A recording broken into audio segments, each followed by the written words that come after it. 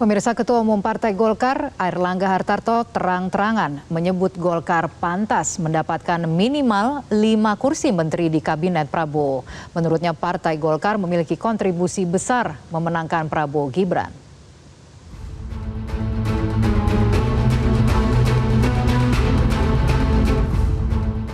Setelah yakin paslon Capres-Cawapres Prabowo Subianto Gibran Rakabuming Raka menang di Pilpres 2024, Koalisi Indonesia Maju mulai membahas kue kekuasaan. Elit-elit parpolnya mulai berhitung soal jatah kursi menteri di kabinet. Partai Golkar sudah belak-belakan mengincar jatah 5 kursi menteri di kabinet Prabowo. Ketua Umum Partai Golkar Airlangga Hartarto menyoroti peran penting partainya dalam memenangkan pasangan Prabowo Subianto Gibran Rakabuming Raka pada Pilpres 2024.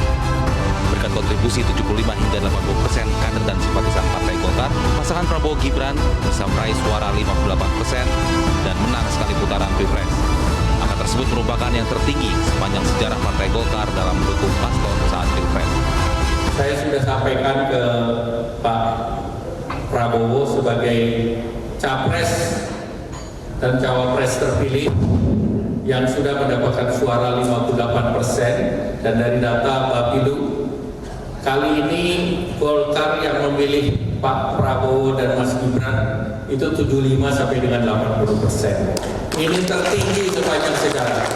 Dan saya sampaikan ke Pak Prabowo, kontribusi Golkar ke Pak Prabowo, karena kita 15 dari 58%, maka kita kontribusi 25%, Pak Luhut.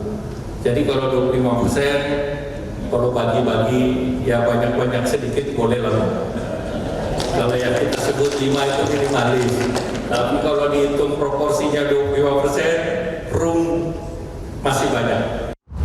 Berbeda dengan Partai Golkar, Partai Amanat Nasional dan Partai Demokrat yang juga ikut andil dalam Koalisi Indonesia Maju pendukung Prabowo Gibran menyebut proporsi partai politik maupun sosok pengisi kursi menteri di Kabinet Prabowo Gibran merupakan hak prerogatif Prabowo sebagai presiden jika terpilih nanti.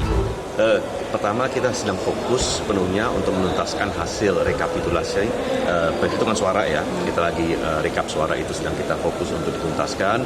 Jadi kita tunggu sampai dengan hari Rabu. Tetapi kembali lagi perlu kami sampaikan, kami akan sepenuhnya menghormati hak prerogatif Bapak Prabowo sebagai insya Allah presiden terpilih nantinya untuk kemudian menetapkan dan berbicara dengan pimpinan partai politik untuk kemudian menetapkan apa saja yang kemudian menjadi bagian dari hak dari partai-partai yang ikut mendukung beliau.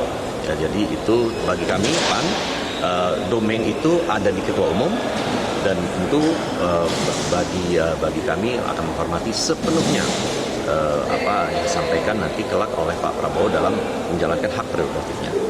Menteri itu, penetapan menteri itu adalah domainnya presiden, dan berapa menteri kepada partai mana tentu itu juga menjadi hak prerogatifnya presiden, dan ini pasti akan dibicarakan dengan partai-partai, dengan pimpinan partai-partai.